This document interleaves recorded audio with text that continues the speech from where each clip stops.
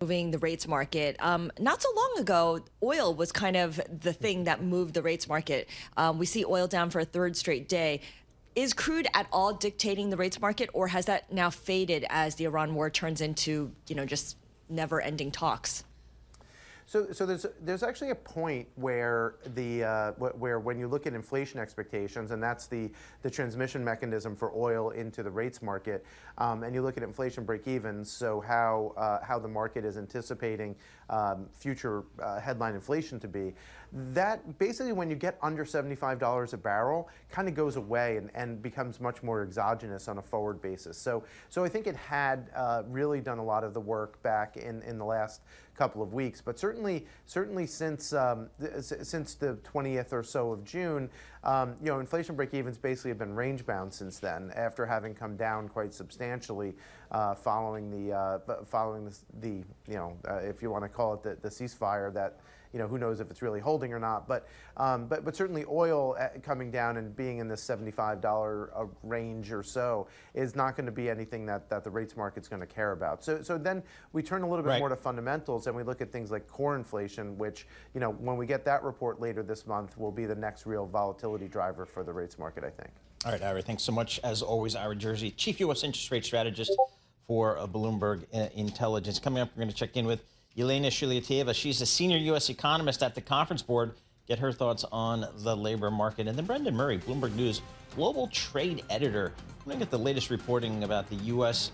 Not renewing the USMCA, a core trade agreement for North America. We're talking Canada, United States, and Mexico. Now we'll be rolling into rolling talks, I guess. So what does that all mean? Non-stop negotiations. Non-stop negotiations, and that's what this president likes. Here we go.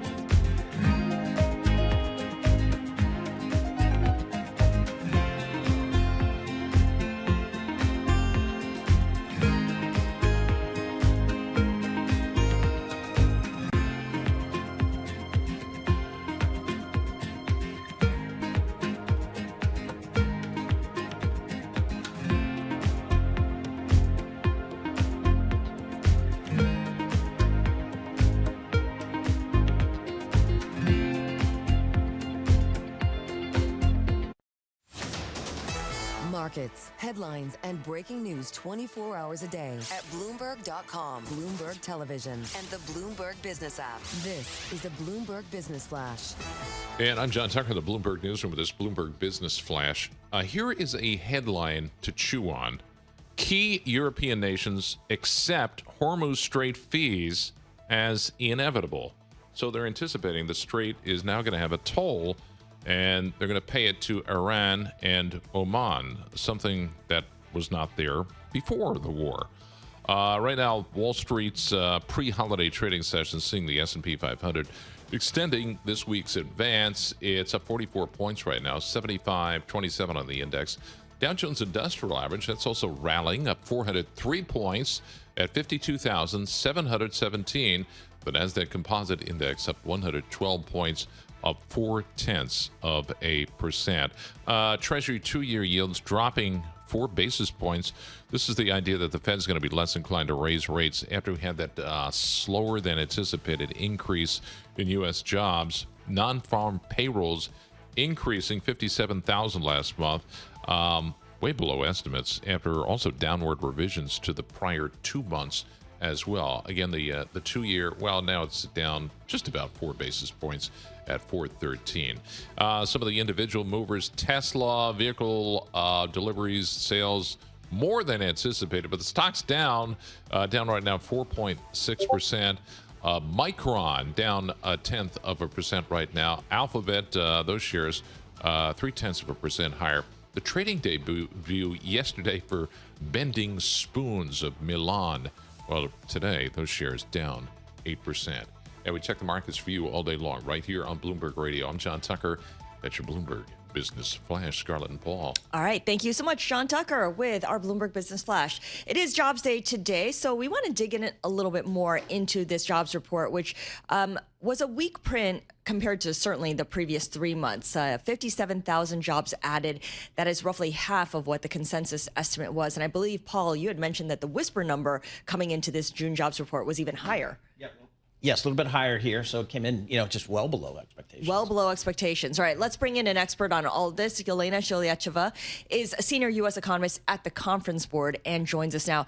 Yelena, are you surprised by the jobs report, given that you have another read on the U.S. economy based on the work that you do at the Conference Board, which had indicated that consumers were feeling kind of downtrodden about the economy and certainly when it comes to inflation? Hi, Scarlett. I would argue that despite all these big swings in the headline number, the picture is still the same. It remains the same kind of the labor market we have seen over the last year or so. So the swing in the headline was largely driven by leisure and hospitality, first rising in May and falling in June, as basically I think World Cup kind of like muddied the numbers there, some seasonality over there. But if you look at the core industries that have been providing employment gains over the last several months, it's still the same. The picture is pretty much unchanged. Leisure, healthcare and social assistance, professional and business services, and state and local governments kind of continue to provide payroll gains. So to me, the picture hasn't changed much. And even the decline in the unemployment rate, I think that was a one-off, really driven by a sharp drop in participation rate among 25, 34-year-olds, which I don't expect to last. It was an unprecedented drop, and I cannot find a clear explanation for what happened there. How do you think the Fed Reserve, Fed Chairman Warsh, how do you think they will interpret this data? I think it's a good signal for them to just kind of step back for the rest of the committee, at least on the hawkish rhetoric, and just